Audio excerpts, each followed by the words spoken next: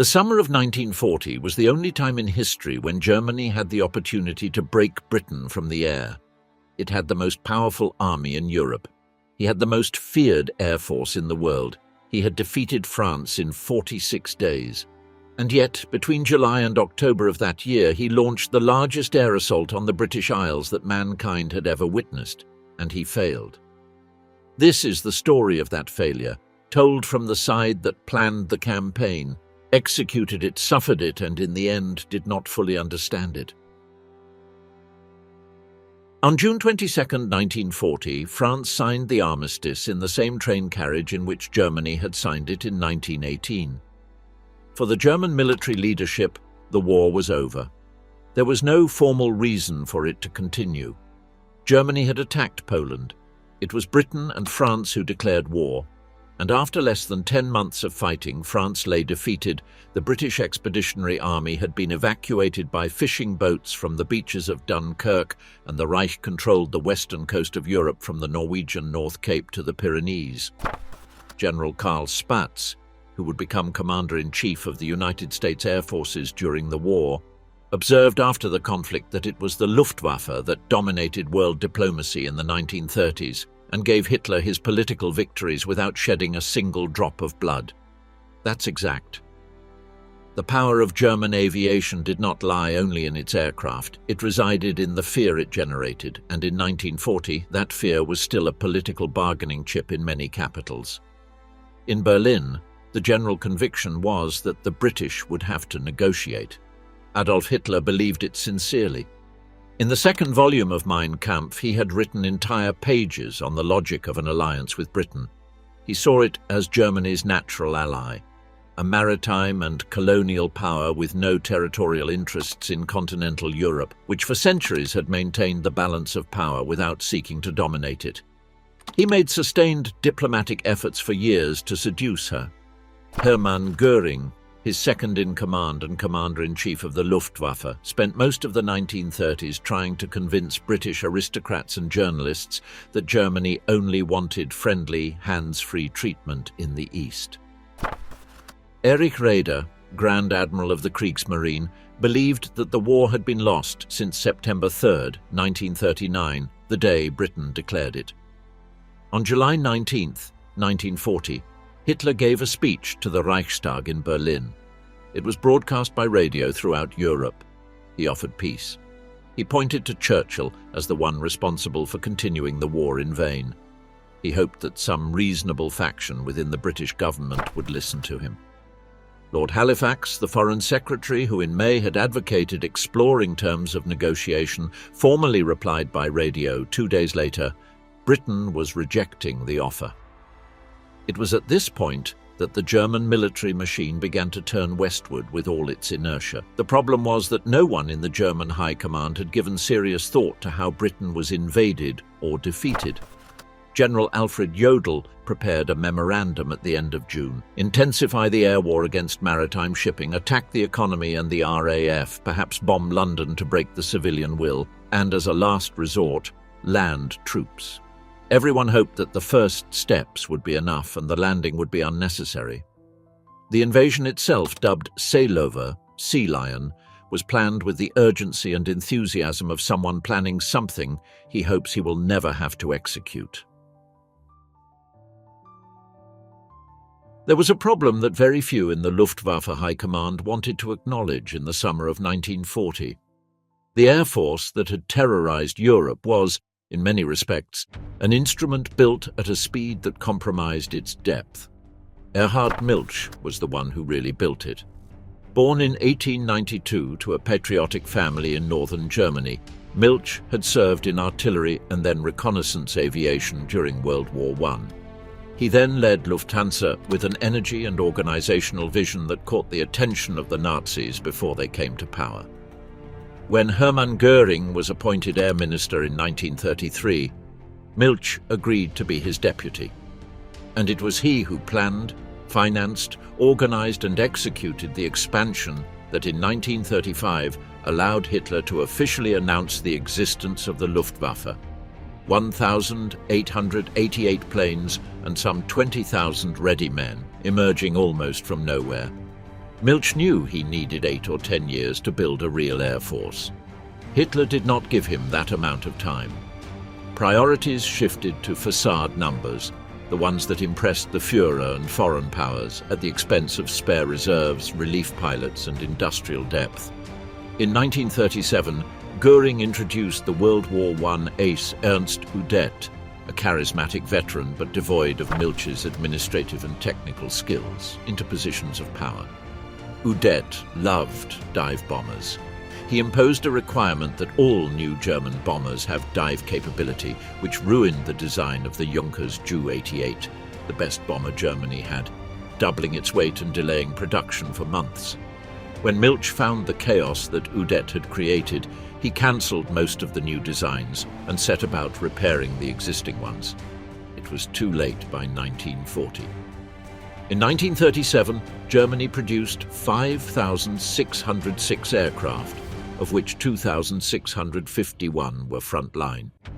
It was an insufficient figure for a prolonged conflict, but Göring found it impressive because it impressed Hitler. In 1944, when Albert Speer took control of production, German industry built nearly 40,000 aircraft, despite continuous bombing by the RAF and USAF. By 1937, that potential was latent. No one activated it because no one wanted to admit that wartime demanded more than peacetime. On September 1, 1939, when war broke out, the Luftwaffe had 2,577 flight crews available. It was 69% of the established number. Only 1,432, 38%, were fully qualified. The bombers operated at 32.5% of their established capacity. The fighters did so at 83.5%. And then there was the question of intelligence. Oberst Beppo Schmid headed the 5th Department of the OKL, the Luftwaffe's intelligence service. On November 22, 1939, he had written a remarkable strategic assessment.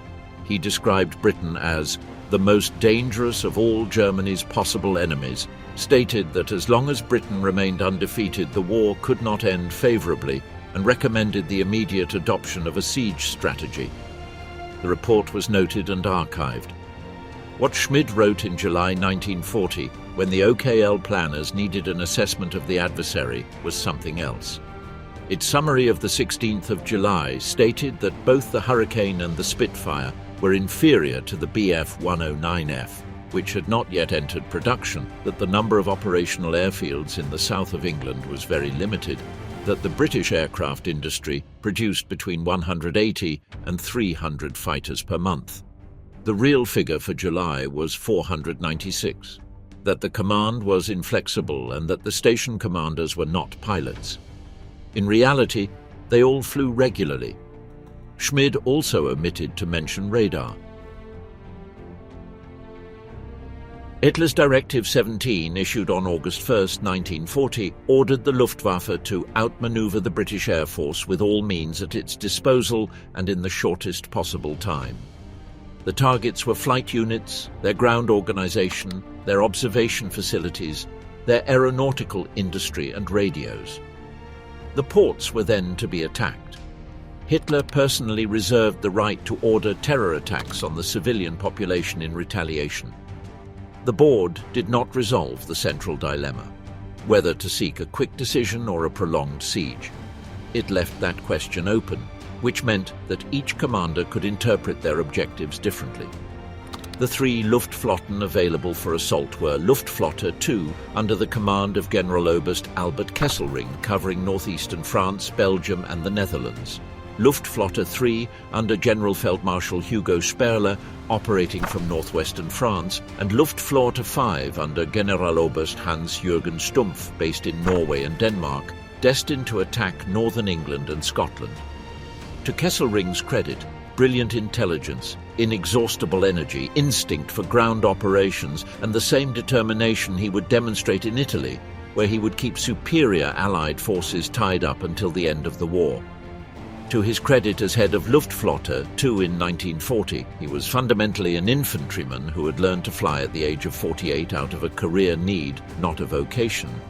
Theo Osterkamp met him in 1933 in Norderney.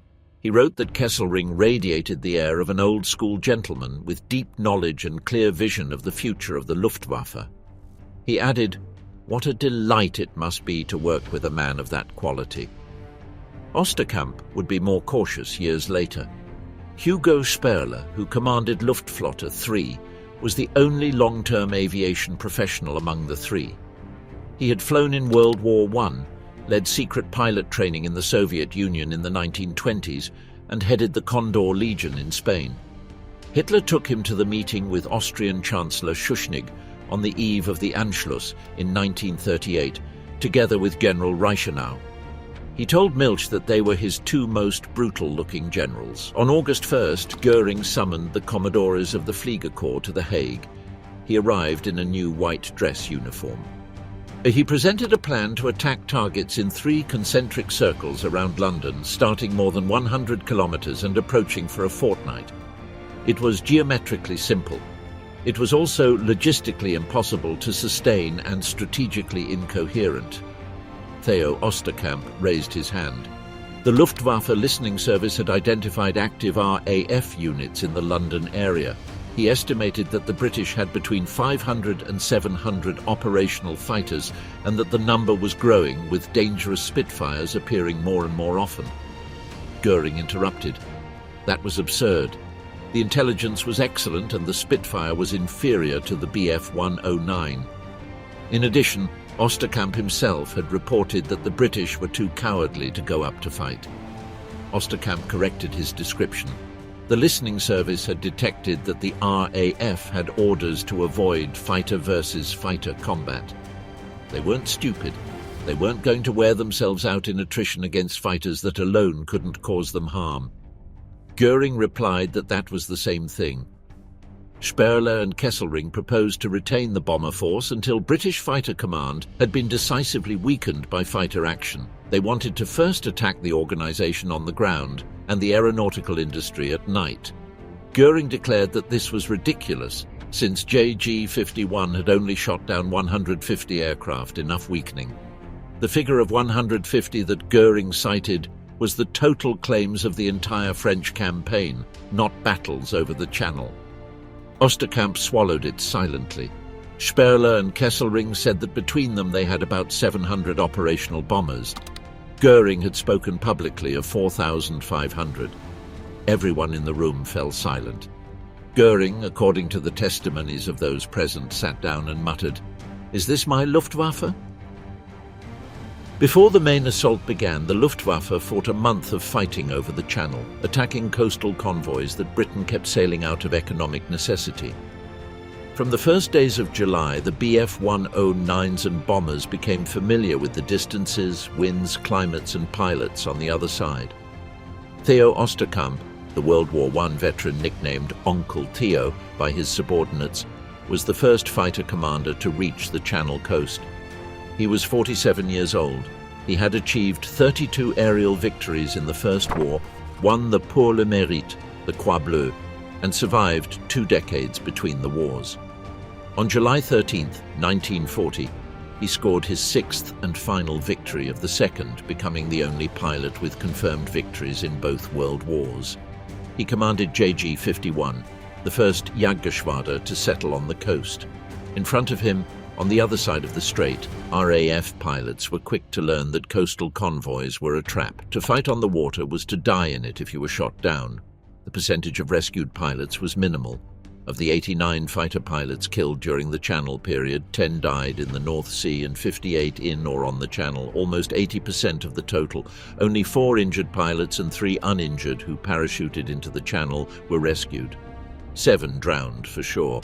Johannes Fink, the Commodore of KG-2, was appointed Kanalkampfführer, commander of the Battle of the Channel, with a base of operations in an old bus parked in the dunes of Cap Blanc-Nez, from where he could see the radio towers on the English coast. From there, he coordinated attacks on the convoys with Osterkamp's fighters.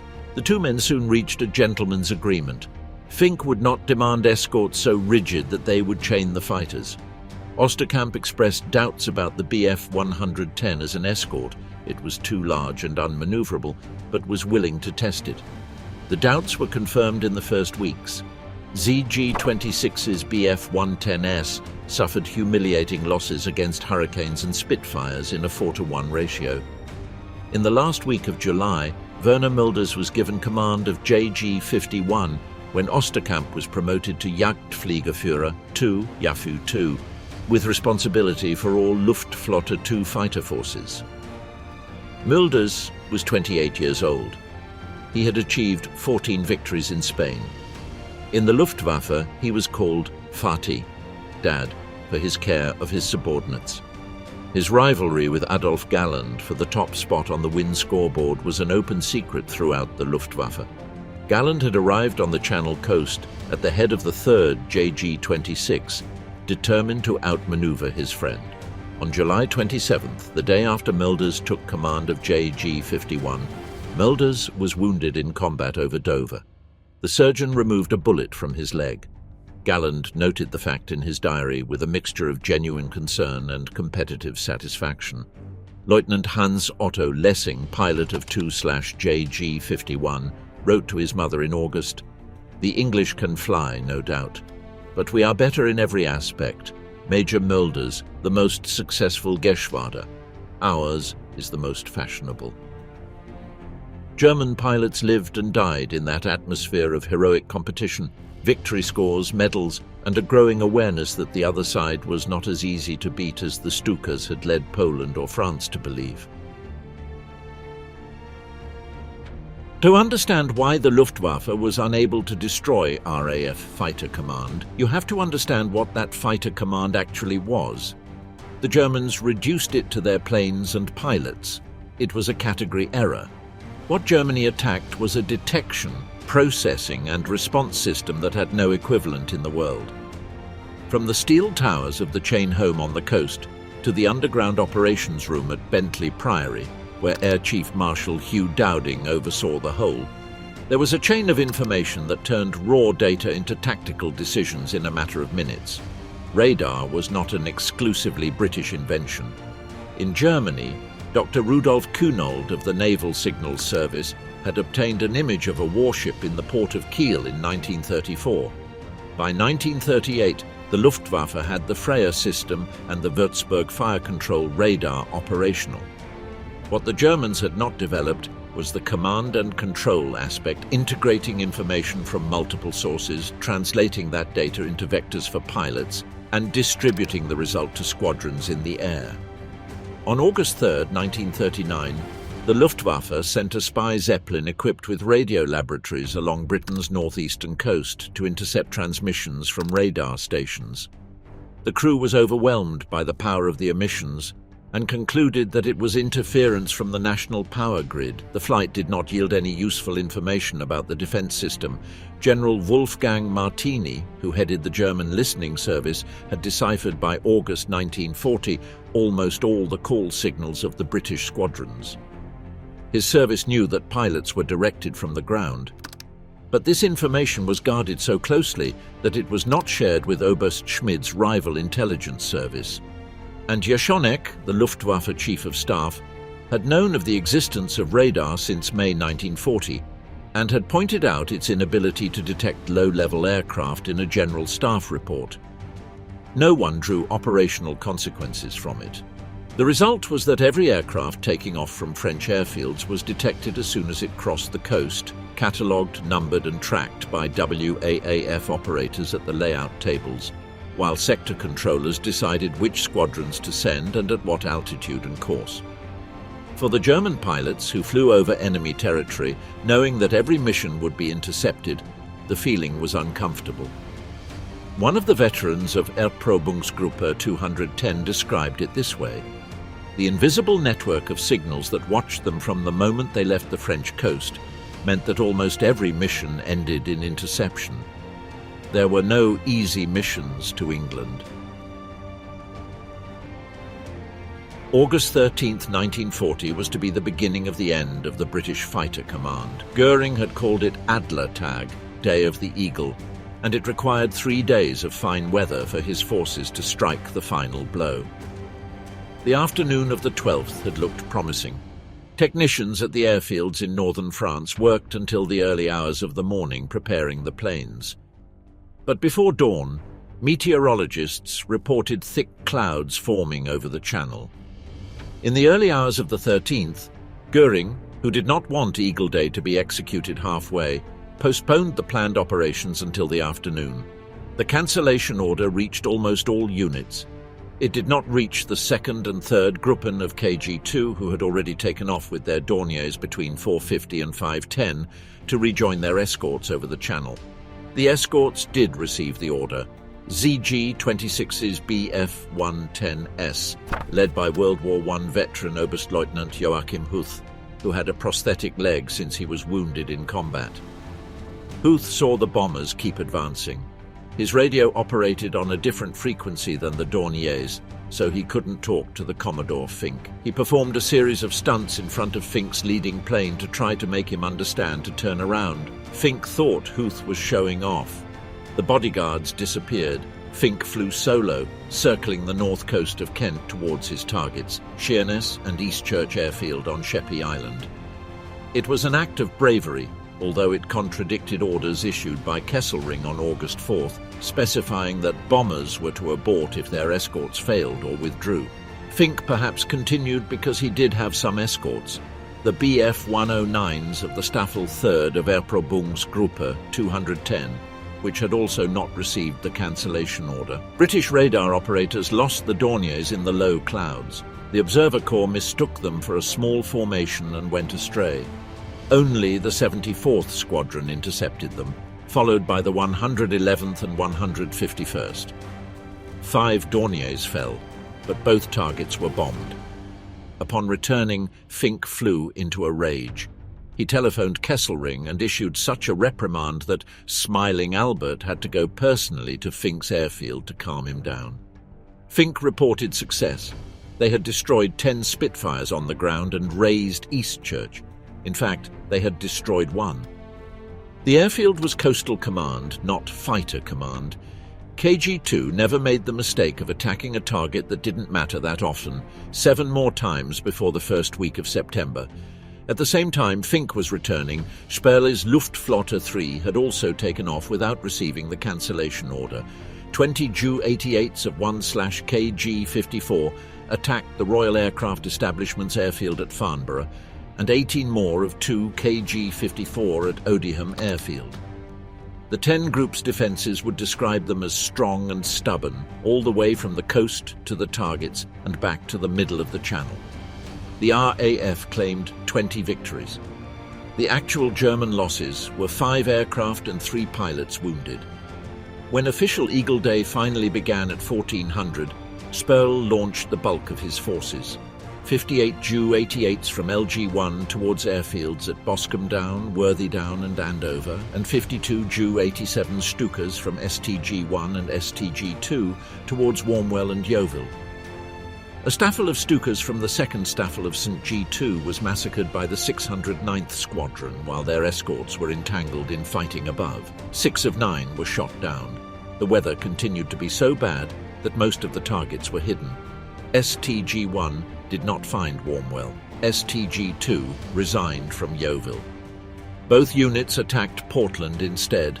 First, LG-1 abandoned Boscombe Down and bombed Southampton. The Detling Airfield, a target of no relevance to Fighter Command as it belonged to the cooperation with the Army, was bombed with precision, killing the station commander among 67 casualties. All the Stukas returned unharmed because bad weather made interception as difficult as bombardment. By the end of the day, the Luftwaffe believed it had destroyed 84 British fighters, many on the ground. In reality, the Fighter Command lost 13 aircraft in combat and 1 on the ground. The RAF also lost 47 aircraft of other types at bombed airfields, but not one of them affected Fighter Command's operational capability. August 13th was one of the best days of Fighter Command. For the Luftwaffe, it was a catalogue of technical errors, communication failures and target identification errors that filled the airfields of northern France with anger and recriminations at dusk.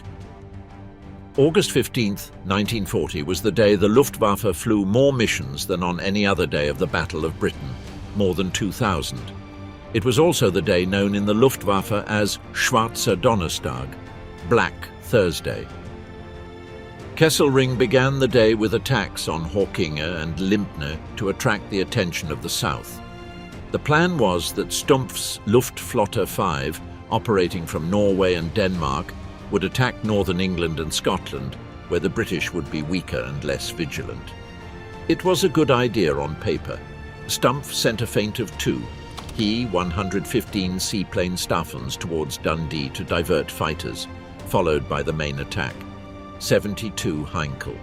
He 111s of KG-26 from Stavanger, escorted by 21 long-range Bf-110s of I/ZG-76 under the command of Oberstleutnant Werner Restemeyer.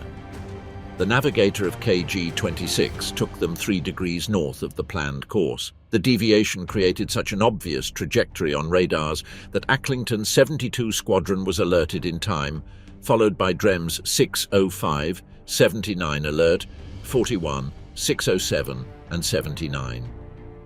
When the 72nd Squadron located the formation over the North Sea, it was 4,000 feet ahead and was advancing directly against the Germans at a closing speed of more than 400 miles per hour. Their commander, Ted Graham, with a pronounced stutter that was legendary at the time, told his pilots with considerable pause, "Of course I've seen you, cunt. I'm trying to decide what to do." He led his squadron out to sea, east of the sun, and swooped in on the escorts. Restemeyer's plane exploded instantly. Perhaps it was gasoline gas from the ventral tank. The formation disintegrated. 8 more Heinkels and 6 Bf-110s fell.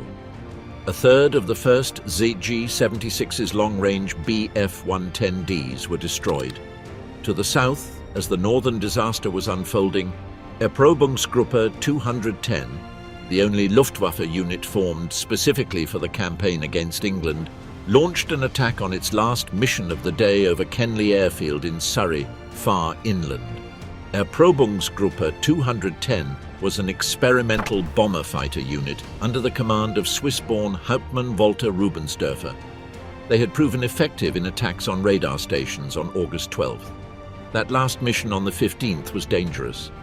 Kenley was out of the comfortable range of the Bf-109s, and the escort Bf-110s lost contact with Rubensdorfer in the evening mist and returned to base. Rubensdorfer pressed on. They attacked the wrong airfield. It was Croydon, Kenley's civilian satellite a few miles to the north. The Hurricanes of the 111 Squadron were waiting for them on alert. What followed was a manhunt. The Bf-110s formed a defensive circle, while the Bf-109s tried to protect them, but lost contact in the mist. When Rubensdorfer gave the order to break home, the surviving Bf-110s escaped one by one, chased from Croydon to Bexhill against the backdrop of sunset. 4 fell in Kent and Surrey. Rubensdorfer, with his radio operator dead and himself injured, continued to drive until his engine caught fire near Rotherfield. In his pocket was found a letter from Kesselring congratulating him on the award of the Iron Cross First Class. He was awarded the Knight's Cross 4 days later, posthumously. By the end of August 15th, the Luftwaffe had lost 75 aircraft. The RAF claimed 182. The fighter command lost 34 fighters, 2 of them on the ground. The Schwarzer Donnerstag, Black Thursday, was not so named because the Luftwaffe's losses were unbearable in absolute terms. It was so called because the plan did not work anywhere it was attempted, because Luftflotte 5 never operated in scale again, because Rubensdorfer and the core of the Luftwaffe's only tactically innovative unit were destroyed, and because for the first time the Germans had the feeling that the enemy knew exactly what it was going to do before it did. August 18, 1940 became what historians would later call the hardest day of the Battle of Britain. It was the day with the most total material destruction for both sides in the entire campaign. Kesselring attacked in the northeast with 60 Heinkel He 111s of KG-1 on Biggin Hill and 48 Dornier, Do-17s and Ju-88s of KG-76s on Kenley. KG-76 had planned a three-phase assault on Kenley. First, 12 Ju-88s of the second grouper swooping over the buildings, then Do-17 of the first and third Gruppen from high altitude to crater the runway, and finally the 9th Staffel of the 3rd KG-76 piloting Do-17 at low altitude without a fighter escort to finish off the station. It was the only Luftwaffe bomber group systematically trained for low-level attacks. An idea with ingenuity, a plan that is too complex. The main formation suffered delays as it flew through clouds over Calais. They were 6 minutes late. The Ju-88s were far behind.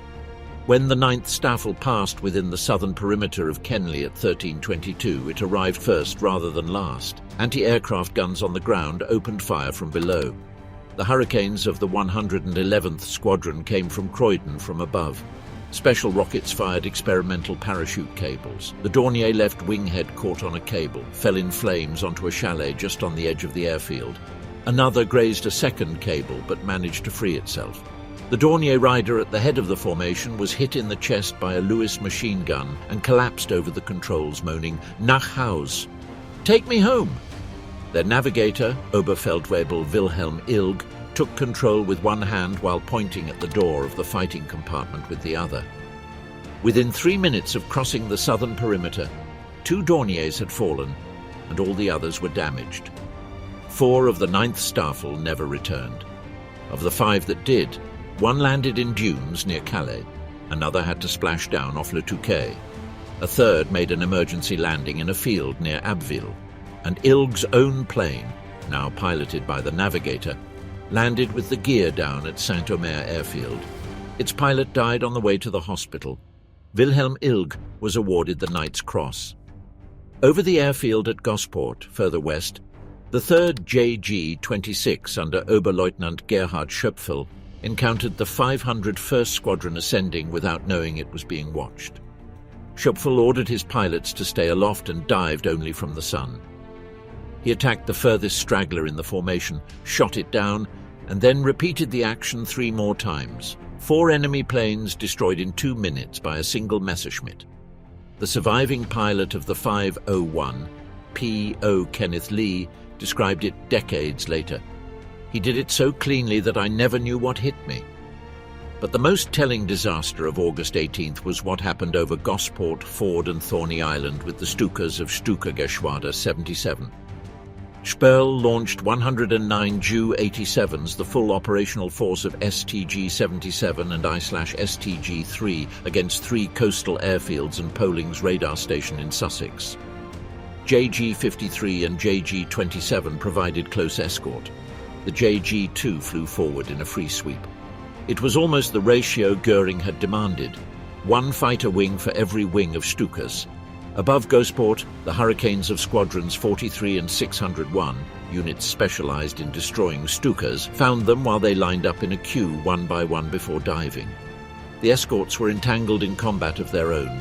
6 of the 9 Stukas in the first group were shot down before they could drop their bombs. The 602 Squadron arrived from West Hampnet and caught the 2nd St. G-77 just as it was leaving its dive over the rooftops of Bognor Regis. 3rd St. G-77 fled into the Channel, followed by 152 Squadron, the Blenheims of 235 Squadron, whose airfield at Thorney Island had just been bombed by the Stukas, and then by the Hurricanes of 213 Squadron from Exeter, which caught up with stragglers almost above the surface of the water. STG-77 lost 17 Stukas and 8 BF, 109 escort. The RAF lost 5 aircraft and 2 pilots. General Wolfram von Richthofen, commander of Fliegerkorps 8, noted in his diary, "A group of Stukas has had its real feathers plucked." The consequence was immediate. The Stukas were withdrawn from general operations. The only precision bombing tool the Luftwaffe possessed, except for the 20 or 30 aircraft of Erprobungsgruppe 210, was taken out of the fray at a time when it was most needed. On August 19th, Goering summoned his commanders for a review of the past week. It had lost nearly 300 planes in a week, up from 200 the previous month as a whole. It was an unsustainable rate. His speech was a mixture of tactical lucidity and strategic confusion. Stukas were only to be used when circumstances were particularly favorable. The Bf-110S would be used only when the range of the Bf-109s was insufficient. The escorts had to be robust. The objectives were to focus on the fighter command and the aeronautical industry. Then came two observations that, almost on their own, saved fighter command.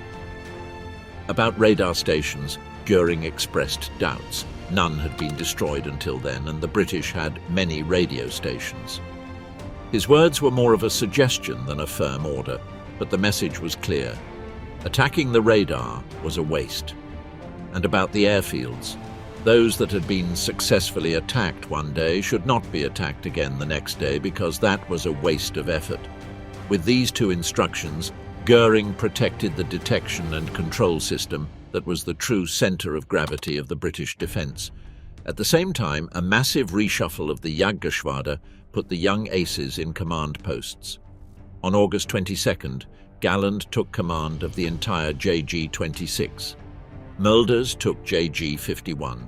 Hauptmann Günther Lützow took on JG-3, Major Trubenbach JG-52, Hauptmann Johannes Trautloft, one of the first Bf-109 pilots in Spain, JG-54.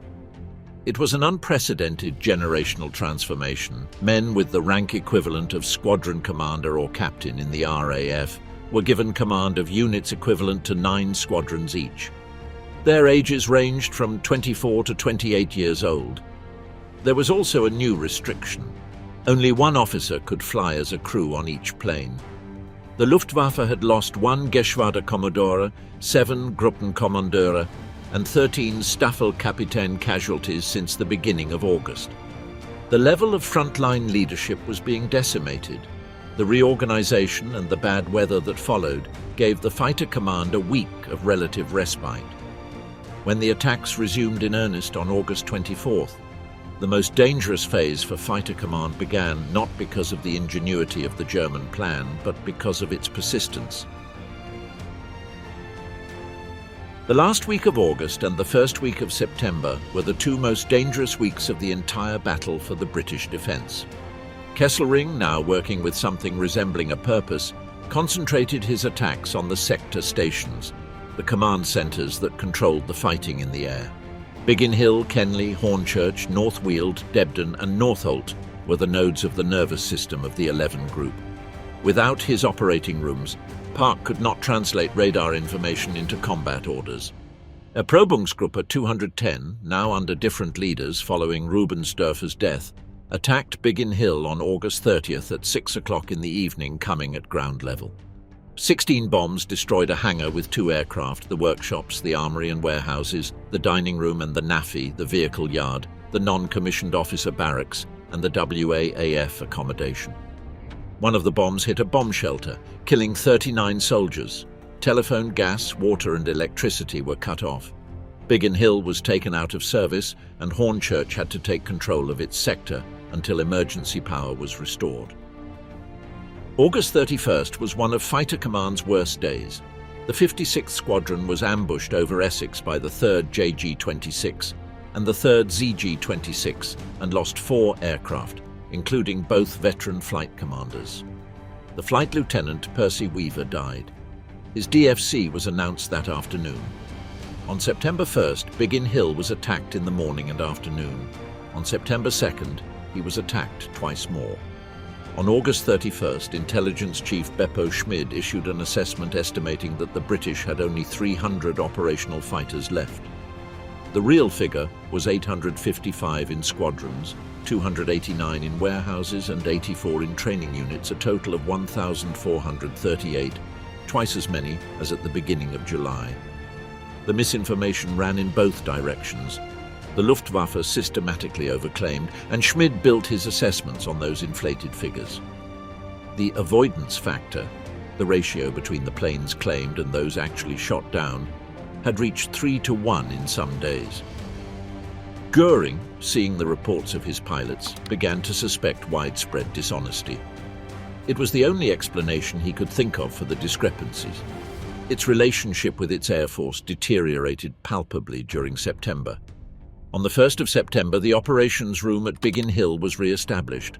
Dowding's system had a deliberately built resilience: emergency operating rooms, redundant communication lines, mobile stations.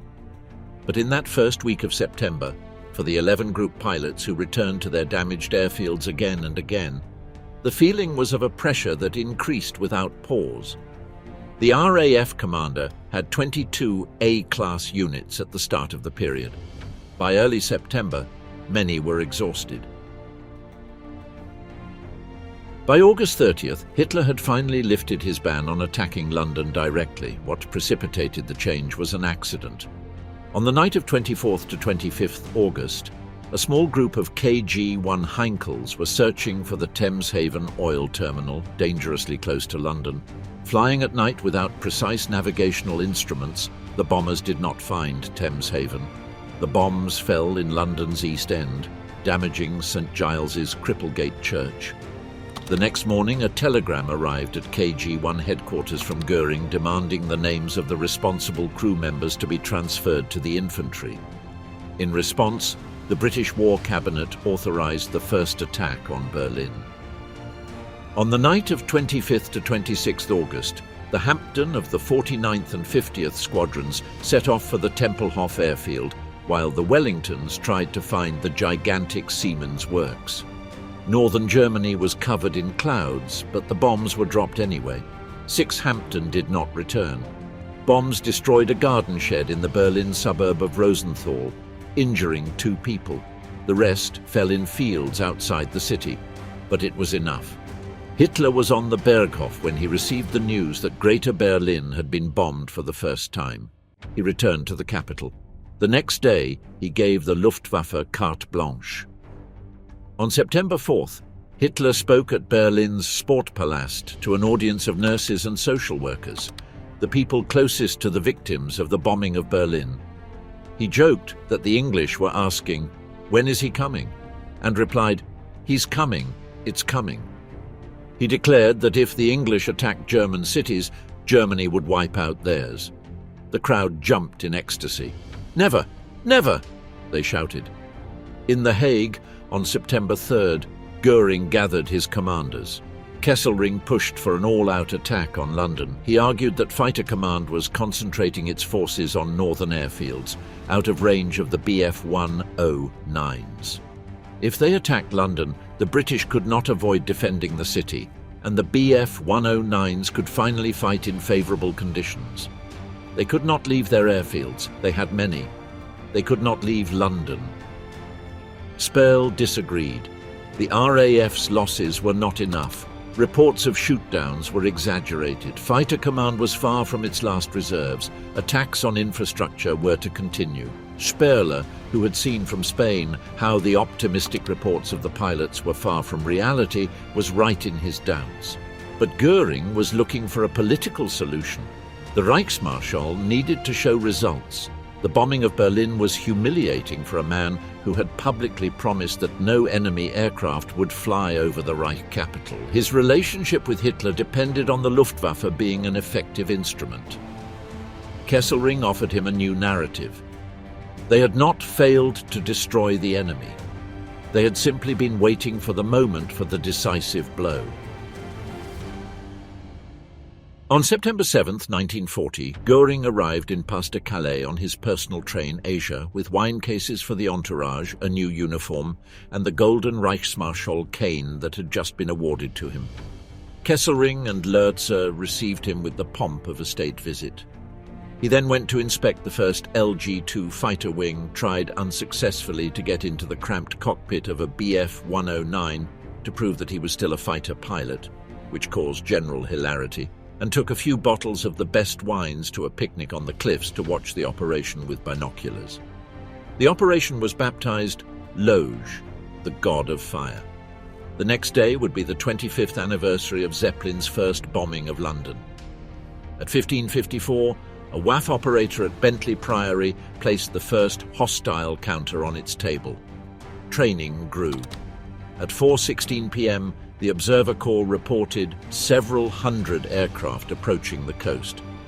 5 Kampfgeschwader had put 348 bombers into the air. They were accompanied by 617 Bf-109s and Bf-110s. It was a maximum effort. The formation was staggered between 14,000 and 23,000 feet in a single huge mass. For the 11 group's controllers, the image was unprecedented. Previous formations had always split across the coast. This one did not. He advanced directly towards London like a battering ram. One of the first to make contact was the 602 Squadron from Tangmere. Its commander, Sandy Johnstone, later described it. "I almost jumped out of the cockpit. In front of and above us, an armada of German planes, staffel after staffel as far as the eye could see. I had never seen so many planes in the air at the same time. It was overwhelming. The formation was too large and coherent to be stopped. The controllers sent the wrong vectors because they expected it to split, nay. Kampfgeschwader KG-1, KG-30 and KG-76 completed their bombing passes over the docks without being intercepted. The fire started in Silvertown and in the East End. As night fell, a second wave arrived to keep the fires burning. London Fire Brigade received the highest number of calls in its history until then. 412 people died that night. 747 were seriously wounded. The Luftwaffe lost 41 aircraft in combat that day. Fighter Command lost 23 fighters and 6 pilots. From the Luftwaffe's point of view, the losses seemed acceptable and the operation a success. From the perspective of the war, it had been a profound strategic shift whose consequences would take weeks to become apparent. That same afternoon, Air Chief Marshal Dowding met with Keith Park. Both shared the same conclusion. The airfields were safe. The pressure on the sectoral stations was over. Dowding would later say it clearly. Kesselring had made a mistake in turning towards London, but at that moment what Dowding felt was relief. What Kesselring didn't know was that he didn't have another week available. On Sunday, September 15, 1940, at 6:34 a.m., dawn broke over the south of England. The Weather Service reported slow rising pressure, light westerly wind, visibility of 4 miles, temperature of 14 degrees. A perfect late summer morning. By 8:30, 87 Squadron had shot down a Heinkel over the sea off Exeter. The Park Airfield in Uxbridge filled up at 10:30 with the arrival of Prime Minister Winston Churchill and his wife Clementine, who drove at full speed from Chequers. The underground bunker's air conditioning system couldn't handle the smoke from the cigar, so Churchill held the unlit Havana between his teeth and watched the drama unfold on the layout table. The first German wave arrived around noon. They were Dornier from KG-3, Heinkels from KG-53, bombers accompanied by hundreds of fighters staggered at altitude. 27 squadrons from the 11th Group and squadrons from the 10th and 12th Groups went up to intercept them. The fighting was scattered over Kent, Sussex and Surrey. The second wave arrived at 2 in the afternoon. It was greater than the first. The controllers sent all their resources. Churchill, looking at the dashboard from the balcony, saw the indicators of all the squadrons change from waiting to in the air to in combat. He turned to Park and asked, "What are your reservations?" Park replied, "There aren't any." When evening fell, both sides were counting their losses. The RAF claimed 185 German aircraft destroyed. The Germans claimed dozens of Spitfires and Hurricanes. The real figures: the Luftwaffe lost 60 aircraft. Fighter Command lost 26 fighters and 13 pilots. It had not been the catastrophe Kesselring had expected, but it had not been the victory that the Fighter Command needed to announce that the danger had passed. What did happen that day is that Hitler, reviewing the figures, postponed his decision on Operation Sea Lion until September 17th, the last possible moment before the favourable tides of autumn closed until 1941.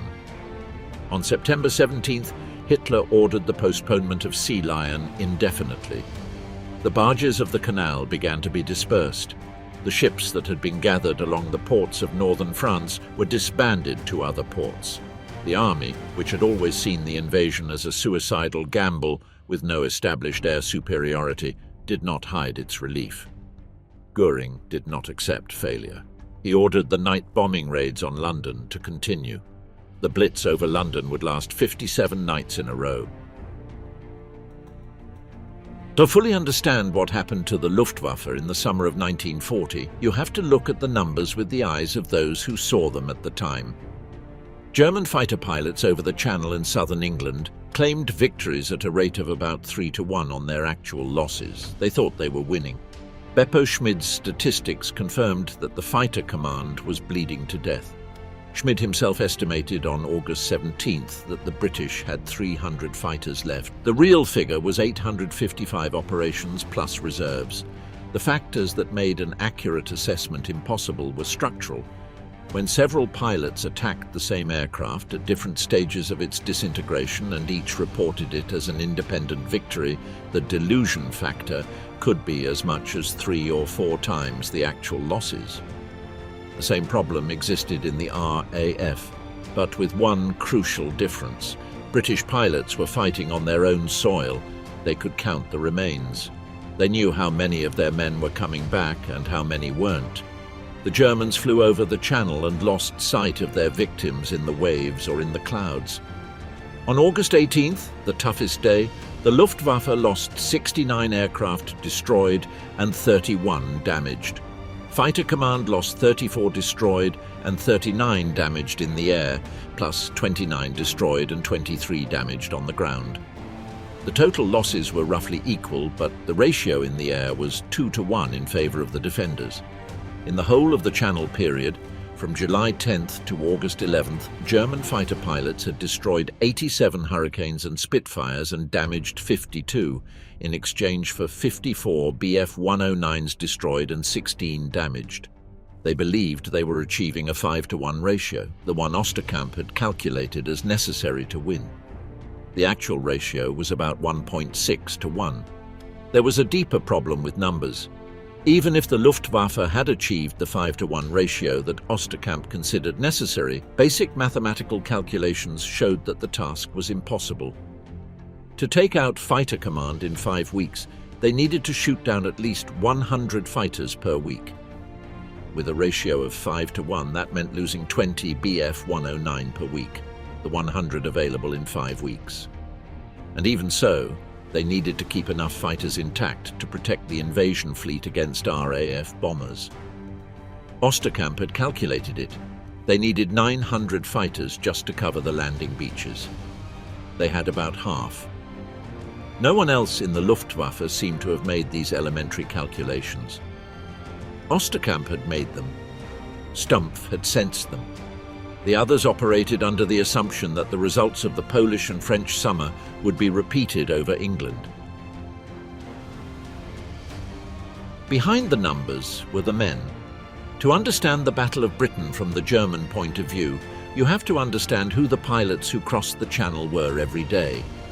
In 1940, the Luftwaffe was a militarily meritocratic organization in a politically corrupt structure. The best riders climbed fast, regardless of the origin. The speed of expansion in the 1930s had largely dissolved the class barriers that the army jealously guarded. The new heroes of the Luftwaffe, Mulders, Galland, Wick, Marseille, came from middle-class families and their names were known throughout Germany. Werner Mulders, whom his subordinates called Fatih, had developed in Spain the tactical formation that the Luftwaffe would use throughout the war, the 2-plane Rotte and the 4-plane Schwarm, with enough lateral separation for each pilot to cover the other's sector without having to look permanently behind. It was a huge improvement over the triangle V formation that the RAF used well into the summer of 1940, in which the inner apex pilot spent 80% of his time watching so as not to collide with his comrades rather than looking for the enemy. Mulders had learned it about Guernica and Brunetta.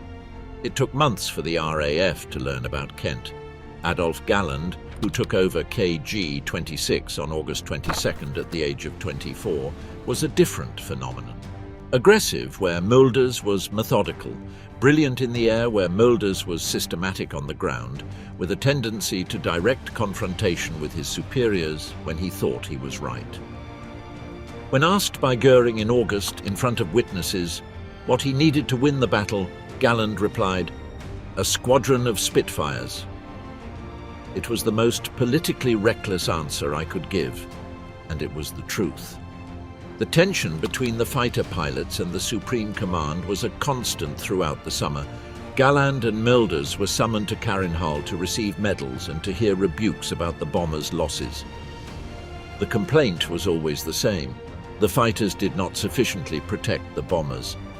Fighter pilots countered that escorting them closely made them slow, predictable targets. They wanted freedom of action, altitude, initiative. Goering wanted the bombers to reach targets. The tension was never resolved. Ulrich Steinhilper, Lieutenant of 1/JG52, kept a diary that he published decades later. Its pages describe the summer of 1940 from the inside, the cumulative exhaustion of 7 missions a day, the growing anxiety when the fuel gauge hit the lowest level over enemy territory, the feeling that the enemy always knew where you were before you saw it. Steinhilper had spent the early part of the war trying to convince his superiors that fighters needed reliable radios and airborne communication procedures. Condor Legion veteran Adolf Galland had replied that radios were unnecessary, that pilots could communicate well by flapping their wings just like in World War I and in Spain. The spokes only added weight. The romanticism of the individual hero, inherited from the culture of the Condor Legion, from the aces of the Richthofen, damaged the tactical effectiveness of the Luftwaffe until reality corrected it by force. On August 15th, a Spitfire belonging to pilot officer Ralph Roberts of the 64th Squadron mistakenly landed at the German airfield of Cafiers, France, after becoming disoriented in combat. The technical experts who examined him concluded that he was carrying the most modern communications equipment better than ours. It was a VHF radio. The Luftwaffe had nothing equivalent. It wasn't that they lacked the technology, it was that they had chosen not to use it. In the period between the start of the heavy attacks on 24th August and the change of target to London on 7th September, 13 days, the Luftwaffe repeatedly attacked the 11 Group's sector stations. Biggin Hill was hit 6 times in that period. Hornchurch, Kenley, Northwheel, Debden were repeatedly attacked, and yet Fighter Command was not destroyed. Why? In part, because of the resilience of the Dowding system. Whenever an operating room was damaged or destroyed, there was a backup. Cut phone lines were repaired by GPO engineers in minutes. Radar stations were built of open steel, like the miniature Eiffel Tower, so that explosions would pass through their structure rather than topple it. The runways of the airfields could be cratered, but they were filled with a speed that surprised the Germans, who returned the next day to photograph their targets and found the runways operational.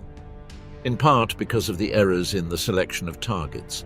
The Luftwaffe attacked Eastchurch 7 times because they believed it to be a hunting station. It was from Coastal Command. He attacked Detling because it was on his maps as an RAF airfield. It was about cooperation with the Army. He attacked the Royal Aircraft Establishment's airfield at Farnborough because it was an airfield with aircraft. It had no operational fighter units. And in part because of the limit of the range of the Bf 109. The Luftwaffe's most capable fighter had only 10 minutes of combat time over London and less to the north. Beyond the Thames, the bombers were exposed without an effective escort. This meant that the 11 Group, the 6 sectors that covered the southeast of England, was the only group that was really in danger. The 12th and 13th Groups to the north were sanctuaries where damaged aircraft and exhausted pilots could be removed and recovered. As long as Dowding kept 11 Groups standing, the RAF would survive. In the period of the airfield assault, August 24th to September 6th, the Luftwaffe destroyed 103 Fighter Command aircraft in combat and 71 more on the ground, damaged 128 in combat and others on the ground. Those are the figures closest to an existential threat to Fighter Command. But production of new aircraft continued at a faster pace than losses, and the rate of losses of experienced pilots, not planes, was the truly critical factor. What Kesselring didn't know in those weeks is that replacing aircraft for Fighter Command was easy, replacing experienced pilots was much more difficult, And he also didn't know that his own driver losses were running at almost double those of the RAF.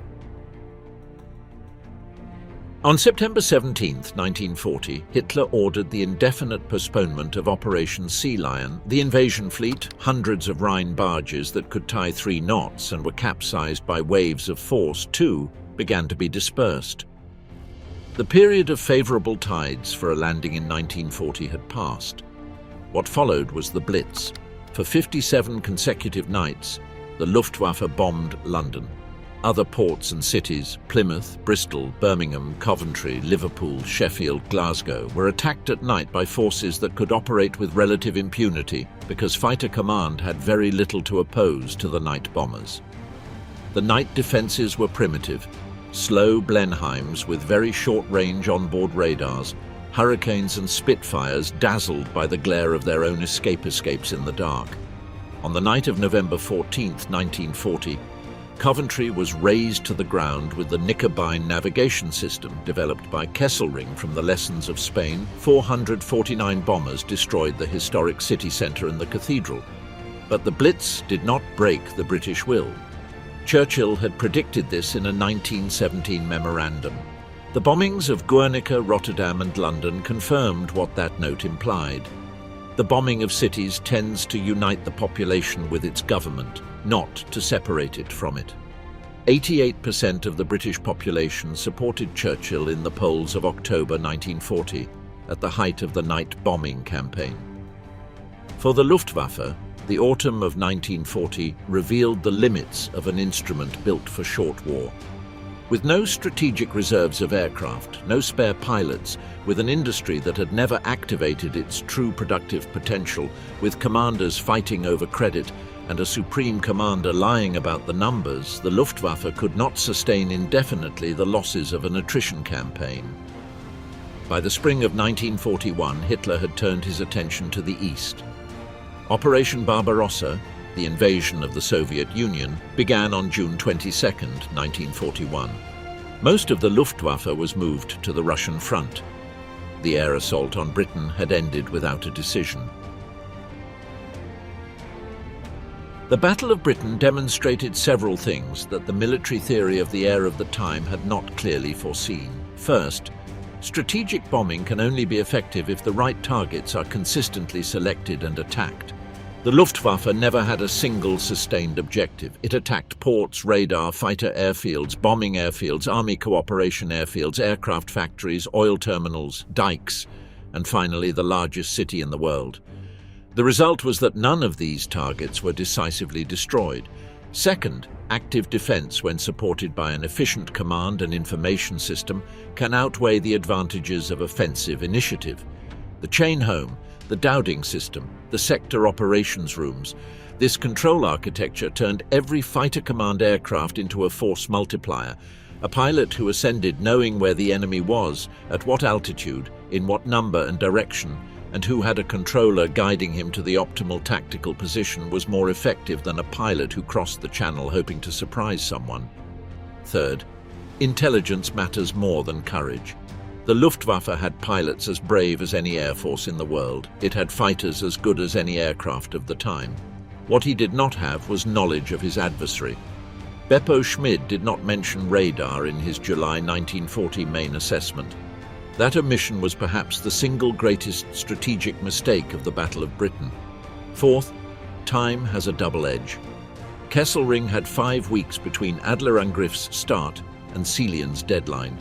5 weeks to destroy a defensive system that had been built and perfected for 4 years in an archipelago surrounded by water that provided its defenders with natural logistical recovery. And fifth, leadership errors have multiplier effects. Göring, who led the Luftwaffe, did not understand modern air combat. His relationship with Hitler depended on quick results. When the results were uncertain, he lied about the numbers, blamed his pilots for cowardice, changed targets capriciously, and forbade attacking the most valuable targets, radar, because he believed it didn't work. The Nazi command structure, divide and rule, personal loyalty over professional competence, produced an air force with no capacity for self-correction. Oberst Beppo Schmid had written in November 1939 that Britain was the most dangerous of all Germany's possible enemies. He was right. 8 months later, that same assessment was buried under layers of manufactured optimism and fear of telling truths inconvenient to leadership. Germany lost the Battle of Britain because it attacked a target without understanding it, with a plan that was not a plan, under a leadership that did not want to know the truth. The individual stories of the pilots, their bravery and their deaths, belong to the same category of tragedy as those of their adversaries. Ulrich Steinhilper was shot down on September 27, 1940 over Kent and spent the rest of the war in Canadian prison camps, from where he made 4 escape attempts. Werner Mulders crossed the 100-win mark in the autumn of 1941.